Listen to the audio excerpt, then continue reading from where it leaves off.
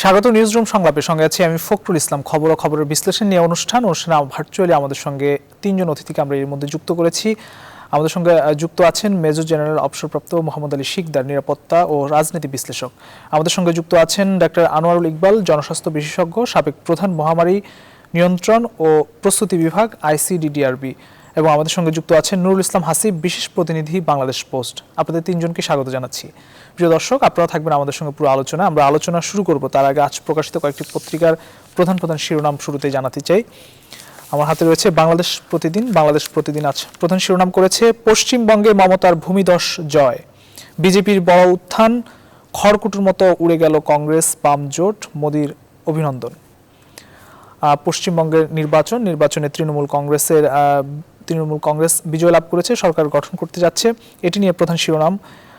আরও বেশ কয়েকটি শিরোনাম রয়েছে। দীর্ঘ হচ্ছে মৃত স্বাস্থ্যকর্মীদের তালিকা, মারা গেছে 155 চিকিৎসক 12, নার্স সহ অনেক স্বাস্থ্যকর্মী। আরও কয়েকটি শিরোনাম রয়েছে। মানুষের ভাগ্য পরিবর্তনে কাজ করছে আওয়ামী লীগ, অন্যরা কোথায়, নগদ সহায়তা বিতরণ অনুষ্ঠানে প্রধানমন্ত্রী। ছিল বাংলাদেশ প্রতিদিনের প্রধান প্রধান শিরোনাম।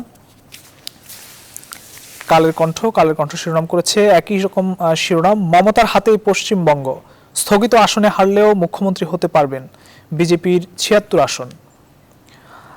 এটি করেছে প্রধান শিরোনাম। 3 ডক্টরসের তারিমের ব্যাংকে 25 কোটি টাকার লেনদেন। সমালোচকরা মানুষের পাশে নেই, ক্ষতিগ্রস্তদের নগদ সহায়তা অনুষ্ঠানে প্রধানমন্ত্রী।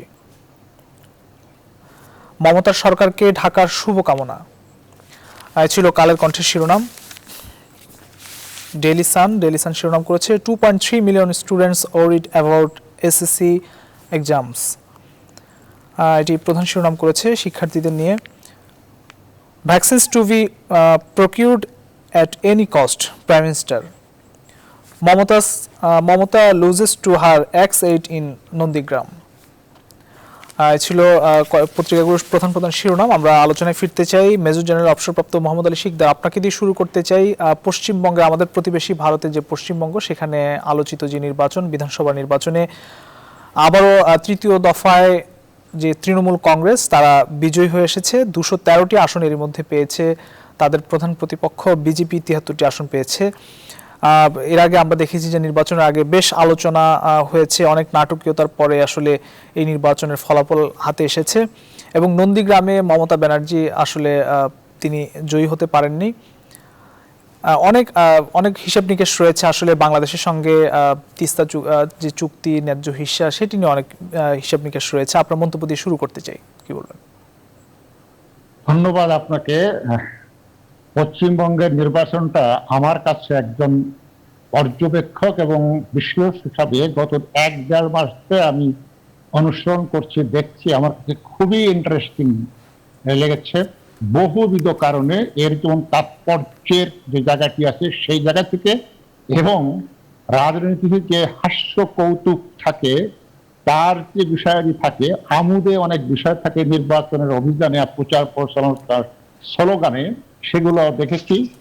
তো বিষয়টি হলো এই যে এইবার পশ্চিমবঙ্গে নির্বাচন যেটি আমরা দেখেছি যে কেন্দ্রের যে সরকার থাকে, সেই সরকার একটি রাজ্যের নির্বাচনে তাদের সর্বশক্তি নিয়োগ করেছেন, এবং শুধু প্রধানমন্ত্রী নয়, দলের যত সিনিয়র নেতা আছেন, বিভিন্ন রাজ্যে তাদের যারা মুখ্যমন্ত্রী রয়েছেন, যোগী আদিত্যনাথ সহ উত্তর প্রদেশের সবাই এসেছেন। এবং ইন্টারেস্টিং ছিল এই কারণে যে সমস্ত মিডিয়াও কিন্তু একটি প্রভাবে পড়ে গেছিল যে বোধ হয় কি হয়, মানে আসলে মমতার জয় পাবেন কি পাবেন না সেটা নিয়ে অনেক সন্দেহ ছিল, এবং বিজেপি জয় হতেও পারে এরকম প্রেডিকশনও ছিল। 29 তারিখে যখন এক্সিট পোল হলো, তখনও কিন্তু কোনো কোনো সংস্থা বলছেন যে ন্যারোলি বিজেপি জিতেও যেতে পারে এবং তাদেরকে সর্বনিম্ন 120 থেকে 125 আসন দেখিয়েছিল। কিন্তু আজকে রেজাল্টের পরে যেটা আমরা দেখলাম, সেটা আজকে বাংলাদেশ প্রতিদিন যে শিরোনামটি করেছে, ভূমিধস বিজয় ঘটেছে তৃণমূলের নেতৃত্বে বিজেপির। তো এই জায়গা থেকে যেটা আমার কাছে মনে হয়েছে যে আইডেন্টিটি পলিটিক্সটা অত্যন্ত গুরুত্বপূর্ণ ভূমিকা রেখেছে এখানে। 2019 সালের লোকসভার নির্বাচনে বিজেপি 18টি আসন পেয়েছিল।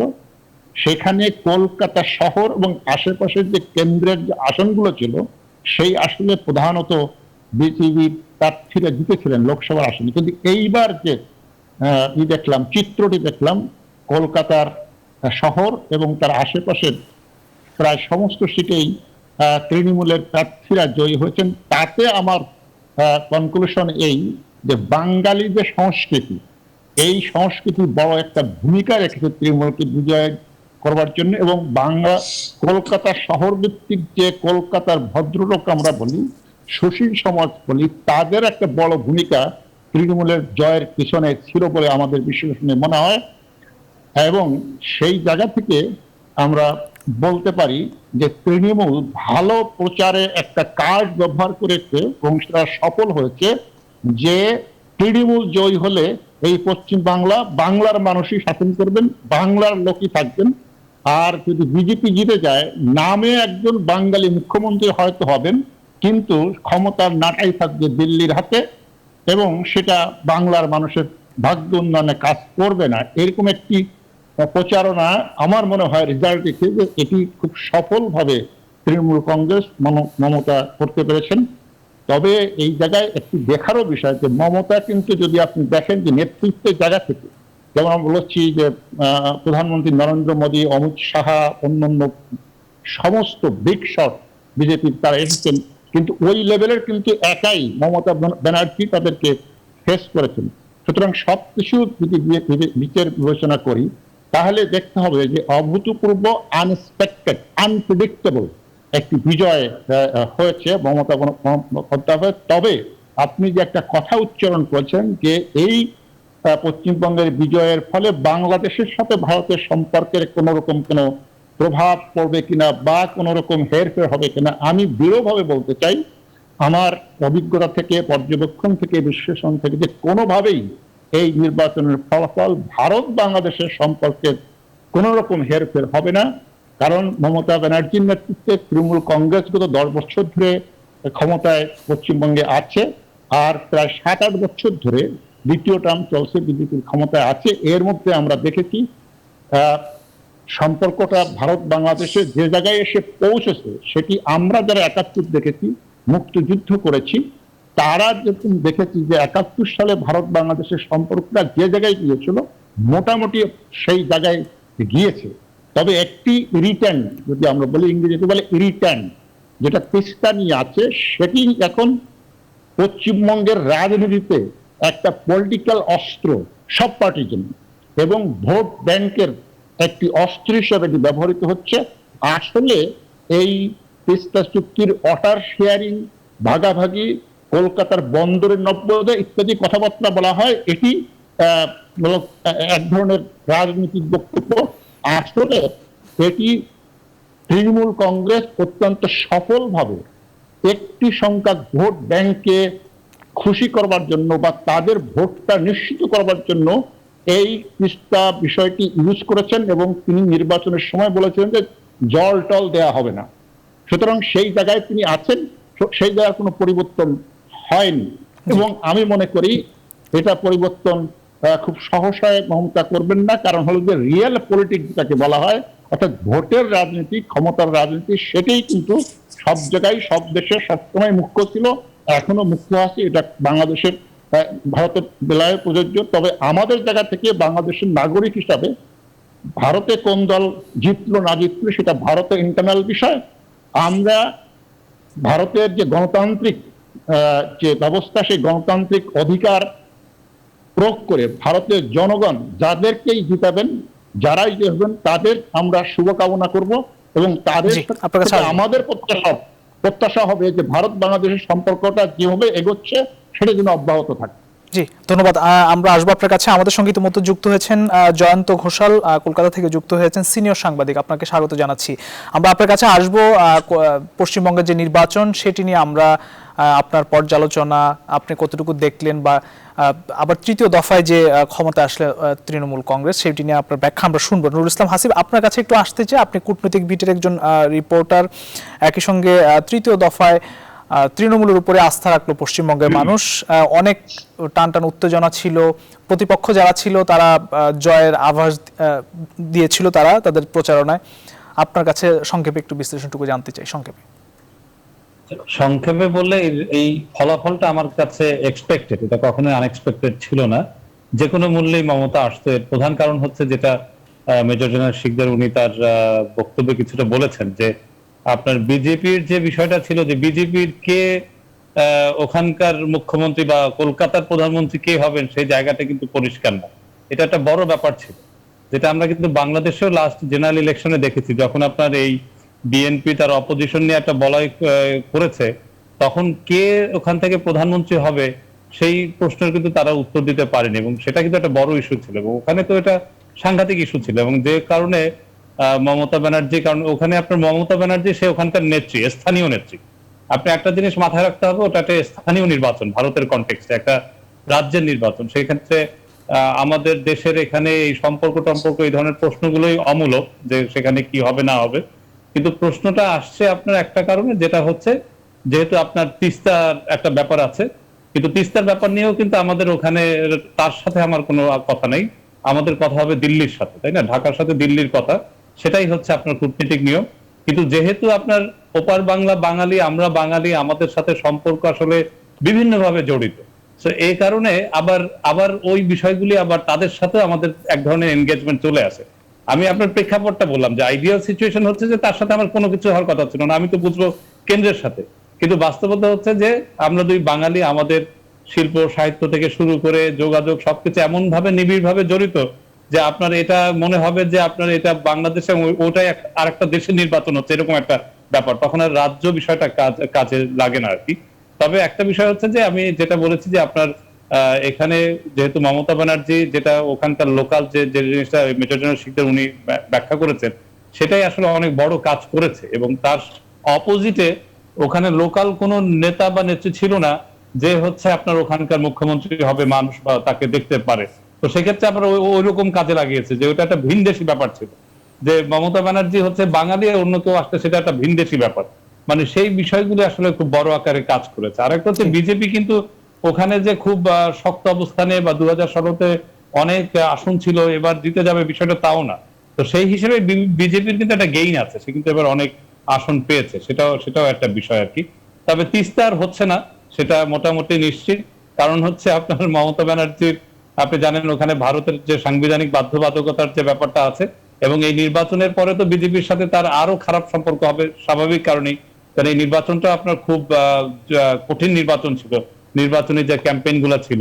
তো তার প্রেক্ষাপটে সে আসার পরে আপনার নতুন করে আগামী 2-1 বছরে কিছু হবে, কারণ সামনে আবার জাতীয় নির্বাচন কিন্তু গড়াবে 2023-এর পরে। তো আমার মনে হয় না ওইদিকে আর কোনো কিছু হবে বলে আমার মনে হয় না। আপনার কাছে আসবো আমরা একটু। আমাদের সঙ্গে যুক্ত হয়েছেন জয়ন্ত ঘোষাল, আপনার কাছে আসতে চাই, আপনার পর্যবেক্ষণ পর্যালোচনা একটু জানতে চাই। শক্ত প্রতিদ্বন্দ্বিতার আভাস দিয়েছিল বিরোধী যে প্রতিপক্ষগুলো রয়েছে তৃণমূল কংগ্রেসের, কিন্তু তৃতীয় দফা আবারও তৃণমূল কংগ্রেস সরকার গঠন করতে যাচ্ছে। কে হচ্ছেন মুখ্যমন্ত্রী, এটিও একটি প্রশ্ন হয়ে দাঁড়িয়েছে। কি বলবেন যদি বলেন? না, এটা নিয়ে কোনো সংশয় নেই, মমতা বন্দ্যোপাধ্যায় মুখ্যমন্ত্রী হচ্ছেন। জি। এবং তার কারণটা হচ্ছে যে মমতা বন্দ্যোপাধ্যায় নন্দীগ্রাম আসনে হেরে গেলেও এবারে যে ভোট হয়েছে সেটা 200-র উপরে যে আসন তৃণমূল কংগ্রেস লাভ করেছে, সেখানে বিজেপিতে যেরকম নরেন্দ্র মোদী, অমিত শাহ, জেপি নাড্ডা, অনেকগুলো চরিত্র এবং অনেক বড় দল, অনেক সাংসদ, এখানে মমতা বন্দ্যোপাধ্যায় ছিলেন প্রধান চরিত্র। এবং সেই মমতা বন্দ্যোপাধ্যায়ের জন্যই এতগুলো আসন লাভ হয়েছে, এটা তৃণমূলের কংগ্রেসের নেতৃত্ব মনে করে। এবং আজকেও দলের মধ্যে একটা অভ্যন্তরীণ বৈঠক হয়েছে এবং সেখানে ঠিক হয়েছে যে মমতা বন্দ্যোপাধ্যায় মুখ্যমন্ত্রী হিসেবে তিনি শপথ গ্রহণ করবেন। 6 মাসের মধ্যে উপনির্বাচন হবে, এবং সেটা খড়দা, যেখানে অমিত মিত্র আগে অর্থমন্ত্রী দাঁড়াতেন, উনি এবার দাঁড়াননি। যিনি দাঁড়িয়েছিলেন তিনি করোনায় আক্রান্ত হয়ে মারা গেছেন খুব দুঃখজনকভাবে। তিনি জেতার পরেও তার মানে মৃত্যু হয়েছে। এখন মানে ফলাফলে দেখা যাচ্ছে তিনি জিতেছেন, কিন্তু সেখানে এখন উপনির্বাচন হবে। সুতরাং কোনো একটা আসনে, এবং আশা করা যাচ্ছে খড়দা থেকে হতে পারে, এখনো পর্যন্ত সেটা ঘোষণা হয়নি, আলাপ আলোচনার স্তরে রয়েছে। এবং মমতা বন্দ্যোপাধ্যায় নিজেই আজকে জানিয়েও দিয়েছেন যে একটা ছোট শপথ গ্রহণ হবে, করোনার জন্য খুব বেশি বাড়াবাড়ি করা হবে না, এবং সেখানে কারোরই কোনো দলের মধ্যে কোনো আপত্তি থাকার প্রশ্ন উঠছে না। কিন্তু এরকম একটা পরিস্থিতিতে আপনি যে প্রশ্নটা আমায় করেছেন যে কে মুখ্যমন্ত্রী হবেন, সেটা নিয়ে কোনো ধোঁয়াশা নেই, এবং মুখ্যমন্ত্রী মমতা বন্দ্যোপাধ্যায় হবে।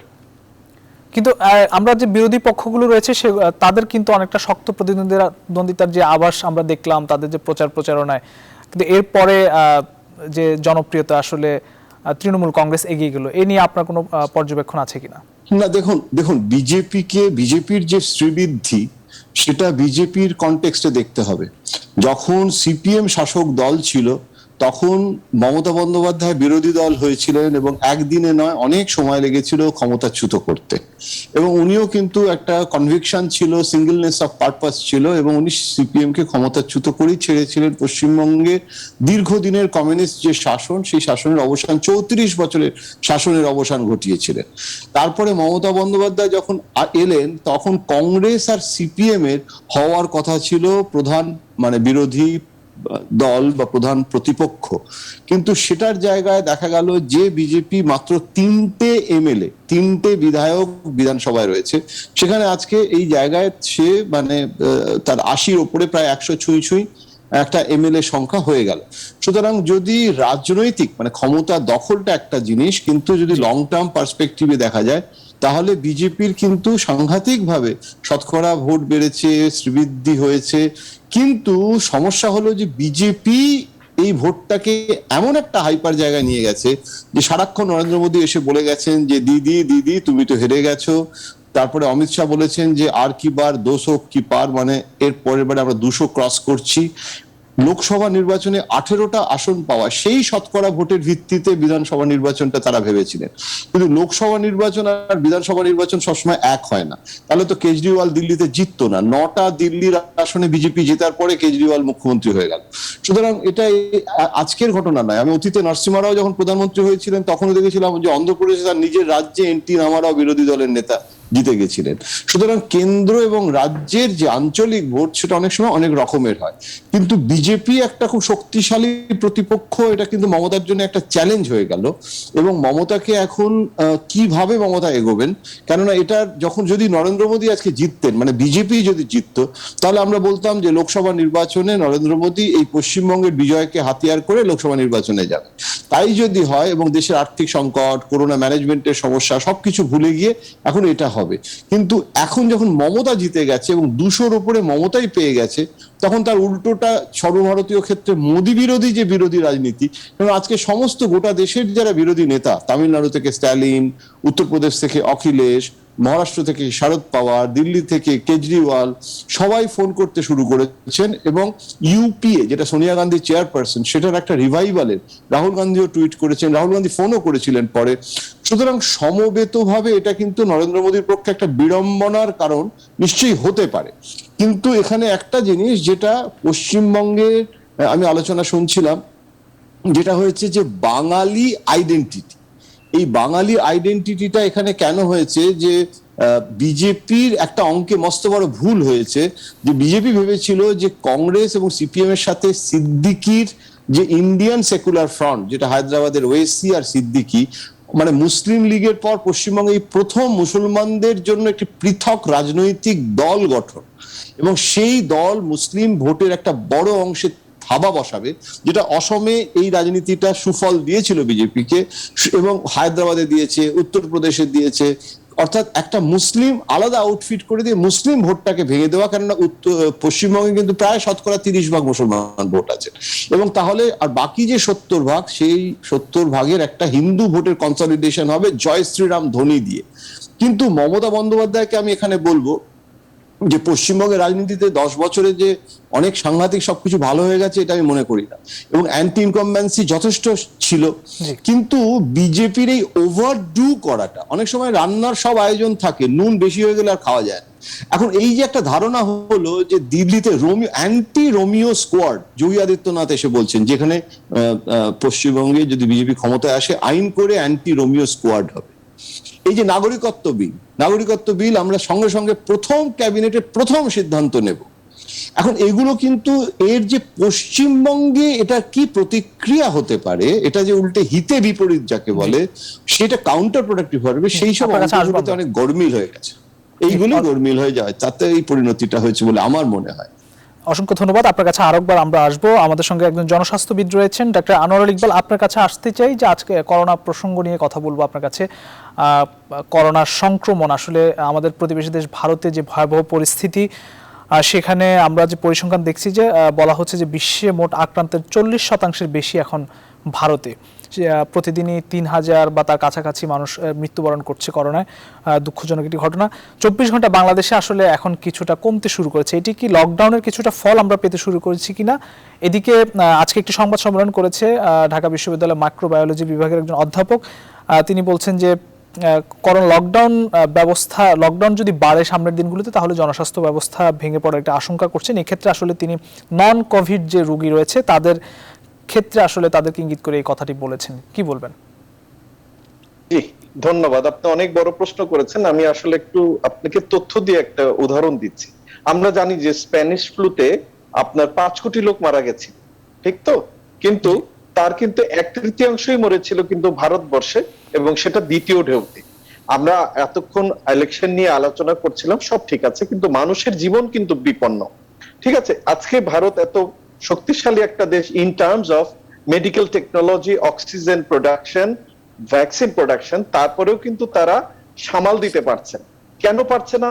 এই কিন্তু ইলেকশন একটা কজ, আপনার কুম্ভস্নান একটা কজ, আপনার এই যে আপনার দোল এবং হোলি খেলা হলো সেগুলো একটা কজ। এটা তো দেখেন একটা সংক্রমণ ব্যাধি। আমি আর আপনি কথা বলে কিন্তু এটা কিছু করতে পারবো না, এটা কিন্তু সমান্তরাল ভাবে যেতে পারবে না। আমরা আজকে কিন্তু স্বস্তি দেখাচ্ছি যে আমাদের এখানে আক্রান্ত হার, ইয়েস আমাদের এখানে আক্রান্ত হারটা কিছুটা কমছে। তার মানে এই না যে আপনি আত্মতুষ্টিতে চলে যাবেন। আমাদের যে ইন্ডিয়ার সাথে যে পোরাস বর্ডার, আমি বলছি কিন্তু বেনাপোল থেকে শুরু করে আখাউড়া থেকে শুরু করে দিনাজপুর থেকে শুরু করে এবং আপনার ফ্লাইটের যে ইয়ে আছে, আমরা যদি দেখেন কিছু কিছু দেশ কিন্তু দেখে শেখে, কিছু কিছু দেশ থেকে শেখে। এখন যেই হারে আমাদের দেশে আপনার মার্কেটিং এর ধুম পড়ে গেছে, আমি কিন্তু মানুষ হিসাবে নিজেকে লজ্জিত বোধ করছি। এই কারণে আমার পাশের বাসায় যখন লাশ আসছে, আমি কিন্তু মার্কেটিং এ যাচ্ছি ঈদের আনন্দ করতে। ঈদ মানে তো আনন্দ, এখানে আনন্দটা আসছে কোথায়? যেখানে 11,500 লোক মারা গেছে, আমাদের দেশের কথাই আমি চলে আসলাম। আর আপনি যখন এই যে লকডাউনের কথা বলেন, আমরা তো কখনো লকডাউন আসলে দেইনি। দিলে যে কি ভালো উপকারটা হতো সেটা কিন্তু আমরা বুঝতে পারলাম না। আজকে প্রধানমন্ত্রীর কথা দিয়ে আপনাকে বুঝাই বলি, আসলে উনি একটা সত্যি কথা বলেছেন। আপনি দেখেছেন যে গার্মেন্টস এর মালিকরা যে হারে প্রণোদনা নিয়েছেন বা এত বছর তারা যেই ইনকাম করেছেন, একটা জায়গা তারা এসে গভর্নমেন্টকে সাহায্য করেছে, বা ধনী শ্রেণীর যে লোকজন আছে আমাদের দেশে, আপনি কি দেখেছেন এই বছর তারা কি কোনো সাহায্যের হাত বাড়িয়ে দিচ্ছে সরকারের প্রতি? যে ঠিক আছে, আমাদের তো মেইন সমস্যাটা কি জানেন তো, দরিদ্র শ্রেণীকে যদি আমি খাবারটা দিতে পারতাম তাহলে আমাদের এই লকডাউনটা সফল হতো। লকডাউন আমি কিন্তু বলছি যেসব শহরগুলো, মানে আমাদের যে ঢাকা শহর সহ চিটাগাং বড় বড় শহর আর কয়েকটা মফস্বল শহর যদি আপনি লকডাউন দিতেন, আজকের চিত্র আপনি অন্যরকম দেখতেন। আমরা তো লকডাউনই আসলে দেইনি। লকডাউন শব্দটা আমরা আপনাদের বিভিন্ন মিডিয়ায় দেখি যে সর্বাত্মক লকডাউন, কঠোর লকডাউন। দেখেন, লকডাউন কিন্তু কখনো সফট, মিডিয়াম, হার্ড, টুথব্রাশের মতো হতে পারে না। লকডাউন হবে একটা টোটাল লকডাউন, কিন্তু সেটা আমরা দিতে পারিনি। কিন্তু যতটুকুই হয়েছে ঢিলাঢালা ভাবে, তার কিন্তু ফলাফল আপনি পাচ্ছেন। এখন কিন্তু পাচ্ছেন এই যে কমছে, কিন্তু আবার এটা বেড়ে যাবে। আমি আপনাকে আজকে বলে দিচ্ছি, নাম আপনি ডেট সহ লিখে রাখেন, ঈদের পরপর দেখবেন এটার ঊর্ধ্বগতিটা। আমরা যদি না শিখি, আমাদের দেখেন ওই ভারতের মতো এত পর্যাপ্ত অক্সিজেনও নাই, সেই ভারত কিন্তু হিমশিম খেয়ে যাচ্ছে। আমাদের কিন্তু দেখেন আমরা বলে যাচ্ছি যে আমরা কন্ট্রোল করে ফেলেছি। আমরা বলেন তো কি স্টেপসে কন্ট্রোল হলো? কন্ট্রোল কিন্তু হয়নি, ন্যাচারালি কমে যাচ্ছে। ঠিক আছে, এটা কিন্তু ন্যাচারালি। আমরা আমাদের সময় একদম শেষ পর্যায়ে, আপনি যদি এই উত্তরটি দেন আসলে নন কোভিড রোগী যারা রয়েছে তাদের দিকে আসলে কতটা নজর দিতে পারছি, আপনার কাছে আমরা আবারও আসবে উত্তর। অবশ্যই। আচ্ছা ঠিক আছে, না আপনি বলুন, এই উত্তরটি বলবো। আচ্ছা, আমি বলি আসলে, যেমন একটা উদাহরণ দিয়ে বলি যে একটা কিছু কিছু ভুল সিদ্ধান্ত আছে, যেমন ধরেন NICVD, national institute of cardiovascular disease, এই হাসপাতালটাকে আপনার অবশ্যই সেপারেট রাখা উচিত ছিল। আমি একটা উদাহরণ দিয়ে বলছি আর কি। কারণ কি, আমাদের হাসপাতালগুলো এন্ট্রেন্স কিন্তু একটাই। আপনি যখন কোভিড রোগী ঢোকাবেন এবং যখন ওয়ার্ড বয় এক ওয়ার্ড থেকে আরেক ওয়ার্ডে যাবে, এগুলো কেউ লক্ষ্য রাখবে না। এবং এই যে কার্ডিয়াক যে পেশেন্ট গুলো, তাদের একবার কোভিড হলে তাদেরকে তো আর উঠাতে পারবেন না আপনি। তো সুতরাং এগুলো তো যেই ভদ্রলোক বলেছেন, খুব কারেক্ট কথা বলেছেন। আমরা কিন্তু টেম্পোরারি হসপিটাল তৈরি করতে পারি, যেমন ধরেন ডিসিসি মার্কেটের উপর যে হসপিটাল হয়েছে, এরকম হাসপাতাল আপনি করেন। এবং যেসব আপনি ধরেন সরবার দিকে আপনি করেন, বঙ্গবন্ধুকে আপনি করেন, কিন্তু যেগুলো স্পেশালাইজ, যেমন কিডনি হসপিটাল, যেমন কার্ডিয়াক হসপিটাল, যেমন আপনি লাংসের চেস্ট হসপিটাল, এইসব জায়গায় আপনি যখন তাকেও কোভিড করে দিবেন, তখন কিন্তু এর স্প্রেড এবং মৃত্যুর হার বেড়ে যাবে। জি, আমি বুঝতে পেরেছি। আমরা আবার আপনার কাছে আসবো। মেজর জেনারেল অবসরপ্রাপ্ত মোহাম্মদ আলী শিকদার, আপনার কাছে একটু আসতে চাই যে এখন দোকান মালিক সমিতির যেসব নেতারা রয়েছেন তারা বলছেন যে রাত 12টা পর্যন্ত দোকান খোলা রাখার দাবি জানিয়েছেন। এখনো আমরা কিন্তু স্বাস্থ্যবিধি কিন্তু অনেক ক্ষেত্রে উপেক্ষিত হতে দেখছি, মানুষ কিন্তু সেভাবে মানছেন না। আপনার শেষ বক্তব্য কি থাকবে, একদম 1.5 মিনিটে যদি শেষ করেন? আমার শেষ বক্তব্য হলো যে মানুষের জীবনের ঊর্ধ্বে কিছু নয়, মানুষ বেঁচে থাকলে সবকিছুই হবে। সেই মানুষকে বাঁচানোর জন্য রাষ্ট্র, সরকার, সংস্থা যে যেখানে আছে, আপনি সেটা দোকান মালিক সমিতি বলেন, ইত্যাদি বলেন, তাকে সেই পদক্ষেপ নেওয়া উচিত। একজন মানুষ হিসেবে সেটাই প্রত্যাশা আমরা করি, কিন্তু সেটি বাংলাদেশে আমরা কিন্তু দেখছি না। আজকে বিভিন্ন গোষ্ঠী, সেটা আপনি শ্রেণী স্বার্থ রক্ষার জন্য, সে দোকান মালিক বলেন, আপনার ওই গার্মেন্টস শ্রমিক, তাদের শ্রেণী স্বার্থ রক্ষার জন্য তারা মরিয়া হয়ে উঠেছে। কিন্তু একজন মানুষ যে আপনজন হারাচ্ছে, তার বেদনা সারা জীবন কিন্তু তাকে বহন করতে হবে। এই বিষয়টি, বহু রোগে বহু লোক মারা যায় সেটি অন্য বিষয়, এটা একেবারে সংক্রামক ব্যাধি। তিনি আমার বিশেষজ্ঞ যেটা বললেন, এই সংক্রামক ব্যাধি তো মানুষ ঠেকাতে পারে, এই ঠেকানোর পদ্ধতি আছে, সেটি প্রিসক্রাইব করা হয়েছে যেইভাবে ঠেকানো যায়। তো সেই ঠেকানোর পদ্ধতিটা যদি আমরা না নেই, তাহলে কিন্তু আমরা সবাই অপরাধী হয়ে যাব। আমরা সবাই অপরাধী হব, যে যেখানে আছি সেই জায়গা থেকে অপরাধী হব। আজকে আপনার এই প্রতিষ্ঠানে আমি কথা বলছি, আমি যদি সঠিক কথা না বলি, আমি অপরাধী হব। একজন মানুষের জীবন সবচাইতে আগে, এবং সেটি রক্ষা করতে হবে। মানুষ বেঁচে থাকলে জীবিকা আসবে। এবং আমাদের বাংলাদেশের অর্থনৈতিক অবস্থা এখন মোটামুটি যে জায়গায় আছে, আমরা বলতে পারি যে বাংলাদেশের মানুষ না খেয়ে মারা যাবে না। এই ধরনের 1 মাস, 15 দিন, 20 দিন মানুষকে খেয়ে মানুষ করার জন্য শক্তি যেমন আমাদের রয়েছে। আর প্রধানমন্ত্রী আজকে যে কথা বলছে, আমি শেষ করে এই বলে, যে ধনিক শ্রেণী যারা রয়েছেন, অনেক ধনী শ্রেণী বেড়েছে। গত 12 বছরে বাংলাদেশের শত শত কোটিপতি হয়েছেন। তারা এই বাংলাদেশের মানুষের ঘাম এবং বাংলাদেশের অবকাঠামো, বাংলাদেশের সবকিছু ব্যবহার করে হয়েছেন। তারা একটি পয়সাও কিন্তু আজকে, যে ঠিক আছে আমরা 10 বছর আয় করেছি, তার কি অংশ 10% একটু মানুষের জন্য ব্যয় করে তারা এগিয়ে আসছেন না, কিন্তু বরং উল্টাটি করছেন। তাদের তেমনি স্বার্থ, টাকার স্বার্থ, অর্থের লোভ, এটিকে চরিতার্থ করবার জন্য তারা উঠে পড়ে সরকারের উপর চাপ দিচ্ছেন, যেটা একেবারেই অনৈতিক।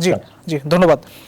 আমরা একটু একদম যেতে চাই নুরুল ইসলাম হাসিব, আপনার কাছে একটু আসতে চাই। 84 লাখ ভ্যাকসিন প্রয়োগের মধ্যে শেষ হয়েছে, নতুন ভ্যাকসিন আমদানি বা যৌথ উৎপাদনের প্রক্রিয়া আমরা শুনছি শুরু হয়েছে। আজকে প্রধানমন্ত্রী বলছেন যে নতুন ভ্যাকসিন নিয়ে আসবেন, কি বলবেন আসলে এই ক্ষেত্রে? না, আনছে। এখন একটা বিষয় করতে হবে, দেখুন বাংলাদেশে একটা নিয়ম ছিল বা যেটা আছে, কারণ আমাদের নিজস্ব যেহেতু ক্যাপাসিটি নাই, আপনার মনিটরিং বা রেগুলেটরি যে ক্যাপাসিটি, এই কারণে আমরা কয়েকটা শর্ত, একটা হচ্ছে WHO প্রি কোয়ালিফিকেশন, আর একটা হচ্ছে US FDA এর অ্যাপ্রুভাল, অথবা ইউরোপের 2টা জায়গায় অ্যাপ্রুভাল আর কি, সেই ধরনের ড্রাগ বা ইনজেকশন সবকিছু ব্যবহার করি। এখন যেহেতু ইমার্জেন্সি বেসিসে আপনাকে এটা আনা হচ্ছে বা কো প্রোডাকশনে যাওয়া হচ্ছে, আমি মনে করি এটা একটা বড় প্রশ্ন যে আসলে কোয়ালিটি আপনার, কারণ এই ওভারসাইটটা খুব গুরুত্বপূর্ণ, যে আপনি এটাকে অরিজিনাল জিনিসটাকে এনশিওর করা, এবং আপনি যদি এখানে কো প্রোডাকশন করেন, কারণ আমাদের ফার্মাসিউটিক্যালসে একটা চ্যালেঞ্জ আছে। আমাদের ফার্মাসিউটিক্যালস কিন্তু খুবই ভালো করেছে, বাইরে এক্সপোর্ট করছে, সবই ঠিক আছে, কিন্তু আমাদের লোকাল পারসেপশন হচ্ছে যে আমাদের 500 গ্রাম প্যারাসিটামলে হয়তো 500 গ্রাম থাকে না, 400 গ্রাম 300 গ্রাম থাকে। কারণ হচ্ছে আমাদের এই ড্রাগ অ্যাডমিনিস্ট্রেশনও কিন্তু চাইলেও পারবে না, কারণ তার ওই কাঠামো বা ওরকম একটা স্ট্রাকচার কখনো তৈরি হয়নি। এই যে ল্যাবরেটরি ফ্যাসিলিটি থেকে শুরু করে এগুলিকে মনিটর করা, যে ধরনের আপনার বিষয় লাগবে, এই বিষয়গুলো তৈরি হয়নি আসলে রেগুলেটরি। তো ভ্যাকসিন এটা খুবই আপনি সফিস্টিকেটেড একটা জিনিস, এবং এটা এখন প্যান্ডেমিকের সময় এই প্যান্ডেমিক ভাইরাসের বিরুদ্ধে ভ্যাকসিনটা ব্যবহার হবে। সো এটা যখন প্রোডাকশন হবে, এখন কিভাবে করবে সেটা সরকার আলোচনা করবে।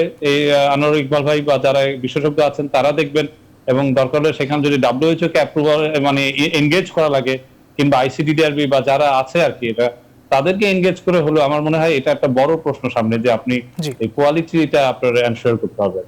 জি, ধন্যবাদ। আমরা একটু গৌতম লাহিড়ী আপনাকে শুনতে চাই যে ভারতে এখন সবচেয়ে বেশি বিশ্বে যে বলা হচ্ছে যে 40% বেশি যে করোনা আক্রান্ত সেটি ভারতে, এবং সারা বিশ্বের যে রেকর্ড এখন প্রতিদিনই মার্চের পর থেকে আসলে দেখছি যে 8 লাখের বেশি প্রতিদিন আক্রান্ত হচ্ছে ভারতে, যেটি 3000 প্রতিদিন প্রায় কাছাকাছি মৃত্যুবরণ করছে। প্রতিদিনই 3000 মানুষের মৃত্যু ঘটছে ভারতে। এখন কি পরিস্থিতি আসলে, কি বলবেন জয়ন্ত ঘোষাল? দেখুন, আমি নিজে ব্যক্তিগতভাবে মনে করি যে করোনা ম্যানেজমেন্ট সে ব্যাপারে সাংঘাতিকভাবে ভারত সরকার এবং বেশ কিছু রাজ্য সরকার চূড়ান্তভাবে ব্যর্থ হয়েছে, এবং এটাতে একটা ডিস্টর্টেড প্রায়োরিটি তৈরি হয়েছিল। তার কারণ যখন প্রথম ওয়েভের যে আক্রমণ, সেই আক্রমণের পরে একটা ধারণা তৈরি হয়েছিল যে আর বোধহয় এই সংক্রমণের ভয় নেই। যদিও বিশ্ব স্বাস্থ্য সংস্থা সতর্ক করেছিল সেকেন্ড ওয়েভের জন্য, এবং তখন নরেন্দ্র মোদীর সরকারের প্রতি বা নরেন্দ্র মোদীর নেতৃত্বে, জি, আপনি যদি 30 সেকেন্ডে শেষ করেন, আমাদের সময় একদম কম। হ্যাঁ, তাহলে আমি একটা বাক্যেও বলতে পারি, এটা তো আপনি যতটা বলতে বলবেন, সেই যতটা বায়না করবেন সেই অনুযায়ী বলবো। এক কথা বলতে পারি যে চূড়ান্তভাবে ব্যর্থ হয়েছে সরকার। Better late than never. এখন একটু সচেতনতা এসছে, ভ্যাকসিনেশন স্পুটনিক এসে গেছে, ডিস্ট্রিবিউশন হচ্ছে, অন্যান্য ইস্যুস গুলোকে রিজলভ করার চেষ্টা হচ্ছে। সুতরাং আগের থেকে পরিস্থিতি ভালো, কিন্তু ব্যর্থতা সাংঘাতিক। মানে অক্সিজেন নেই, হাসপাতালে ভর্তি ব্যবস্থা নেই, এইরকম পরিকাঠামোর অবস্থার শোচনীয় অবস্থা। অসংখ্য ধন্যবাদ। জি, আমরা একটু একদম শেষ বক্তব্য শুনতে চাই ডাক্তার আনোয়ারুল ইকবাল আপনার কাছ থেকে। সামনে আমাদের ধর্মীয় উৎসব ঈদ, লকডাউন থাকবে কি থাকবে না জানি না, কি বলবেন আসলে সাধারণ মানুষের উদ্দেশ্যে? যে উদ্দেশ্য খালি এটাই বলবো, একটু সরকারকেও বলবো এবং মানুষকেও বলবো যে দেখেন, আমাদের সহমর্মিতা থাকা উচিত।